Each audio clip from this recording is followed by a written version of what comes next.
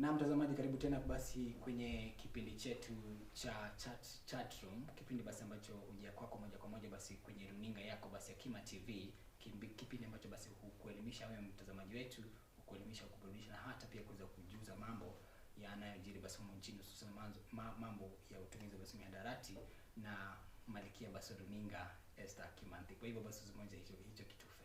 Asante. A very good morning to our viewers. Welcome to the chat room today, and today I have special guests with me. We'll be talking about a very interesting topic in the society now, drug abuse. Let's welcome our special guest. Karibuni sana. Thank you so much. I'm Victoria Mwaniki. I'm Tanya Lisa. My name is Eric Mutua, a specialist from FIDA Hospital.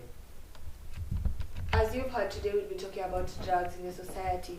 Not only are the youths affected by this, but even also grown people in the society. Some are parents. And we'd like to hear what our guests think about this abuse and ways in which we can curb this problem.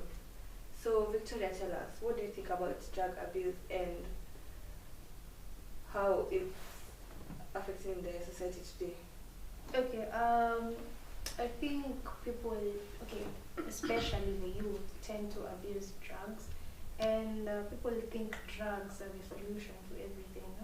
Because let's, for example, look at high schools. People are using drugs in school, lying to one another that if you take this, you will get an A and all that. So I feel like people are seriously abusing drugs, especially the youth, and all types of drugs, yeah. Adding to that, we've heard of cases that it mostly comes from friends. A friend will tell you, hey, you see, when you smoke this, you become smarter. When you do this, you won't even be feeling, you know, you understand. Yeah. Tanya, tell us, what do you think? Personally, I feel like people start by using drugs for the fun of it. Then with time, it escalates to people are going through problems, so they're trying to find ways to just forget about, so they think drugs is the way. And this leads to addiction. Yeah. On to a specialist. I know you receive people in your office, and some of them are very addicted. They don't know how to control it. Tell us about that experience. Okay, for quite a long while, I've really received a lot of patients. It's quite challenging to me because some, like the stories they give me is the main reason as to why they take the drug is maybe because of depression, or maybe their parents passed or something. So you see, like, I have to take some precautions. Me being a specialist, I can't do it alone. So I have to find some counselors to counsel them.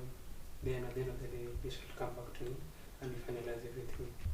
Yeah. And something else that's been going on is you'd find in a family, not only fathers but even mothers who abuse drugs, not knowing that it affects their families one way or another, and it also even leads to loss. Do you experience such cases? Have you been there before? Yeah, I do. So you find like to the parent side, you find that maybe the two partners are not like how one. Yeah. So you find that some think while they take drugs to reduce the stress or something. Yeah. But in real sense, it is affecting things more. Yeah. Something interesting now is that you don't know, viewers, is Tanya here was once in that phase of using drugs. Tanya, please tell us your journey. Okay, first of all, before I start telling you guys about my journey, I'd like to start by saying I'm not ashamed of anything, because I feel like by sharing this story, I feel like I'll help a lot of people out there, because they'll see what I went through and they can see the challenges that are there.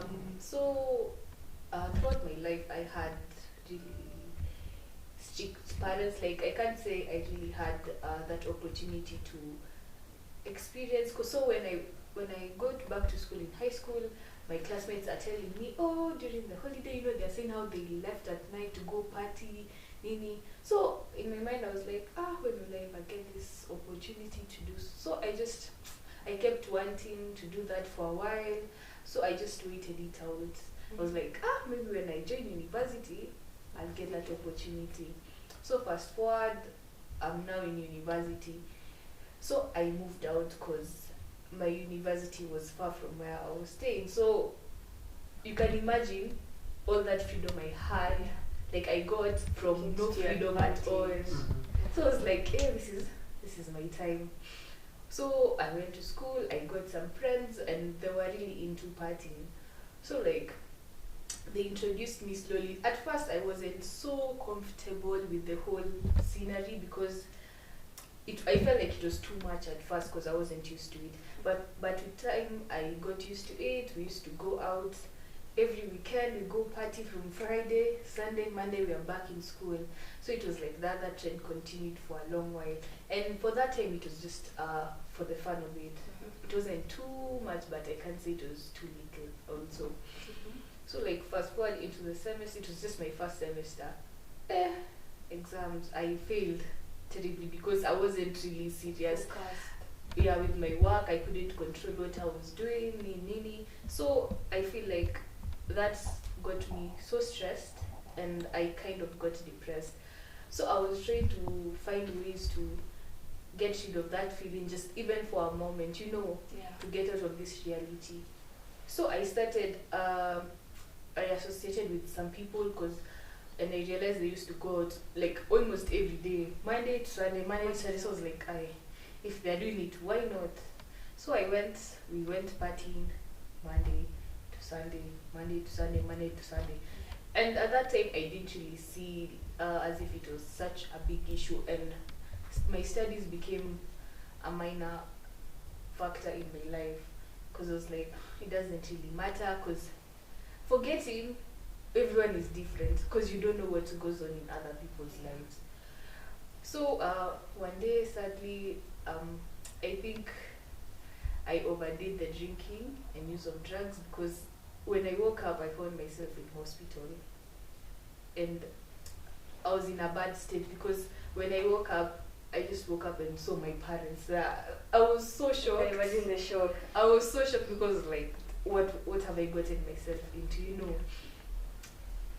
They looked so disappointed, and I was so embarrassed. Like I couldn't even explain myself even if I wanted to. And at that, like I saw their disappointment, and they tried talking to me, and I saw anyway, like they've really struggled To get you that far. yeah, to take me to school, pay my school fees, and I'm just here wasting their money.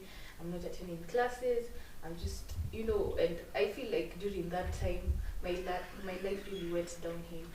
So like after that near-death experience, I decided I need to change my ways because I can't continue like this if I want a better future, Yeah. So after that, I had to change my friends, of course, because I feel like that influence wasn't good for me. So I had to change my friends, find better people who are more focused in life, people who know what they want. And I think after getting my life going, I've never been better.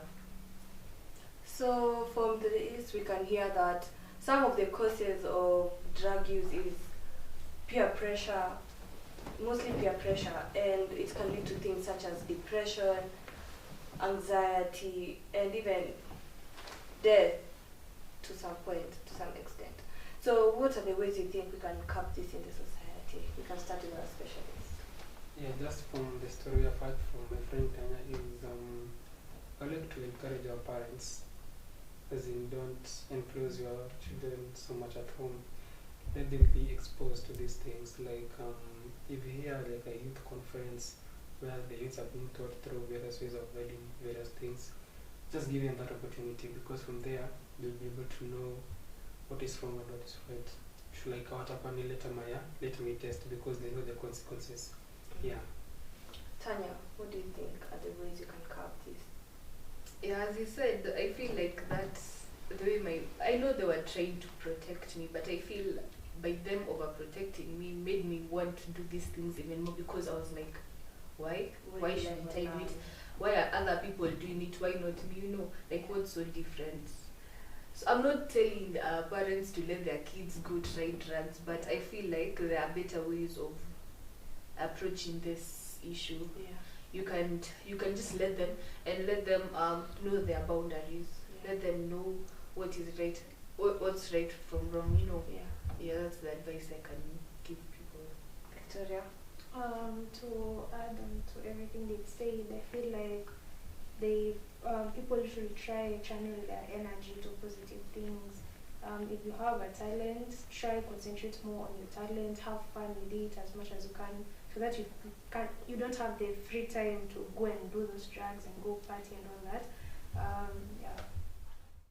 So as you've had parents, kindly let's take care of our children. Let's talk to them about these things. As much as we are protecting them, maybe we're even hurting them more. So also for friends out there, take care of each other. Let's build each other instead of bring each other down.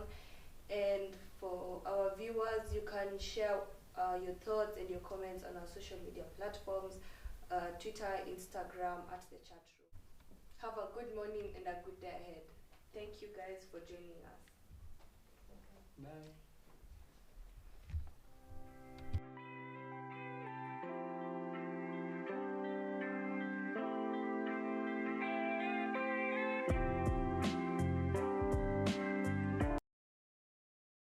One of the problems that we face is that so many deny their addictions.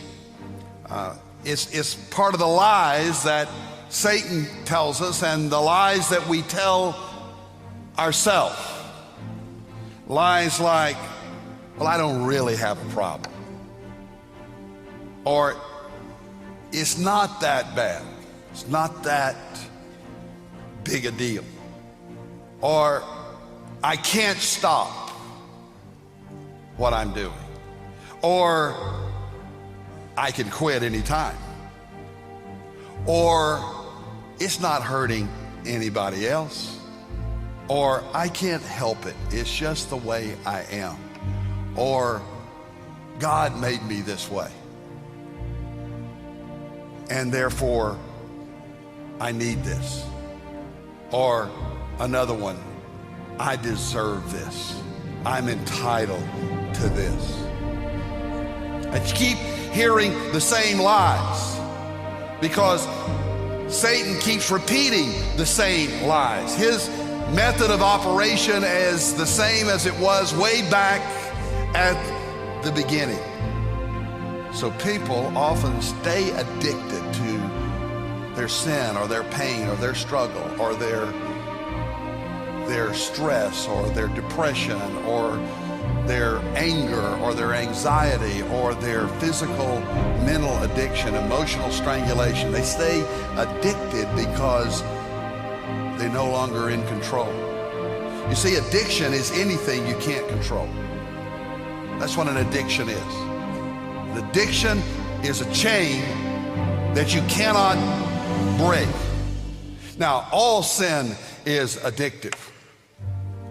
All sin can ultimately become habitual. We all deal with issues in our lives. And one of the first things you need to do if you're dealing with addiction is to admit your addiction. Say, we admitted we are powerless over alcohol. You name your own addiction. Powerless over pornography. Powerless over sensuality. Powerless over gambling. Powerless to overcome my sin. And then that our lives had become unmanageable. That's what sin does. Sin makes life unmanageable. Life out of control. We all have issues and temptations that we deal with. Propensities in our lives, stuff that we deal with. First thing you have to do is to admit that and face that and accept that. Away with the lame excuses.